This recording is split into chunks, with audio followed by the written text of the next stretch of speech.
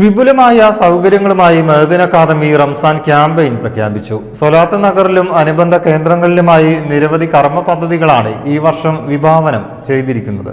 യാത്രക്കാർ, സമീപത്തെ ഹോസ്പിറ്റലുകളിലെ രോഗികൾ, കൂട്ടിരിപ്പുകാർ എന്നിവർക്കായി വിപുലമായ നോമ്പുതുറ സൗകര്യങ്ങൾ ഒരുക്കും. റംസാൻ 1 മുതൽ മഅ്ദിൻ ഗ്രാൻഡ് മസ്ജിദിൽ ആരംഭിക്കുന്ന ഇഅ്തികാഫ് ജൽസയിൽ പങ്കെടുക്കുന്നവർക്ക് താമസം, നോമ്പുതുറ, അത്താഴം എന്നിവ ലഭ്യമാക്കും.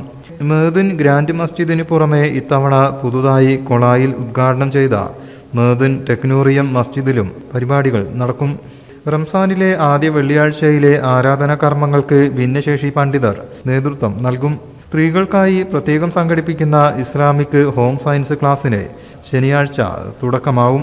വിജ്ഞാനദാഹികൾക്കായി വിപുലമായ പഠന ക്ലാസുകളാണ് ഇത്തവണ ഒരുക്കിയിട്ടുള്ളത്.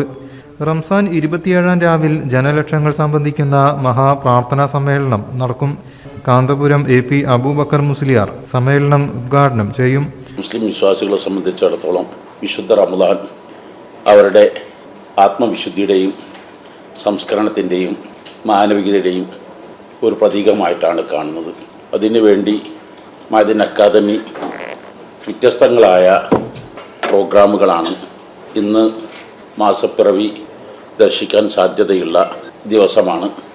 മാസപ്പിറവി ദർശിക്കുന്നതിനും എല്ലാ സംവിധാനങ്ങളും അറേഞ്ച്മെൻറ്റ് ഒരുക്കിയിട്ടുണ്ട്. കടലുണ്ടി കോർണിഷ് പള്ളിയിൽ എല്ലാവിധ സൗകര്യങ്ങളും ഒരുക്കി. ഇന്ന് മാസം കണ്ടില്ലെങ്കിൽ വ്യാഴാഴ്ച മാസം 1 വെള്ളിയാഴ്ച ആദ്യ വെള്ളിയാഴ്ചയാണ്. ഭിന്നശേഷിക്കാരെ ശാക്തീകരിക്കുക എന്നതിൻ്റെ ഭാഗമായി അന്ന് നടക്കുന്ന ബാങ്കും ഖുതുബ കർമ്മവും നിസ്കാരവും ശേഷമുള്ള പ്രഭാഷണവും എല്ലാം ഭിന്നശേഷിക്കാരായിരിക്കും. അവർക്കത് വലിയ ഒരാത്മവിശ്വാസം നേടിക്കൊടുക്കുന്ന സമയമാണ്. വരുന്ന ശനിയാഴ്ച തൊട്ട് സ്ത്രീ സമൂഹത്തിൻ്റെ ശാക്തീകരണത്തിന് വേണ്ടി home science, pre marital voice തുടങ്ങിയ വ്യത്യസ്തങ്ങളായ പ്രോഗ്രാം നടക്കുന്നു.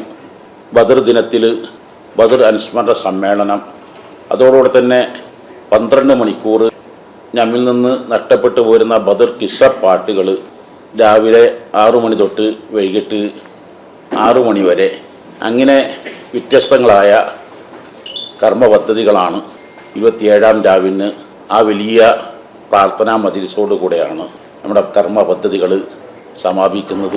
സയ്യിദ് ഇബ്രാഹിമുൽ ഖലീൽ അൽ ബുഖാരി, പരി മാനുപ്പ ഹാജി, ദുൽഫുഖാർ അലി സഖാഫി, ഉമർ മേൽമുറി, സൈനുദ്ദീൻ നിസാമി കുന്നമംഗലം എന്നിവർ വാർത്താസമ്മേളനത്തിൽ സംബന്ധിച്ചു. News bureau, Malappuram.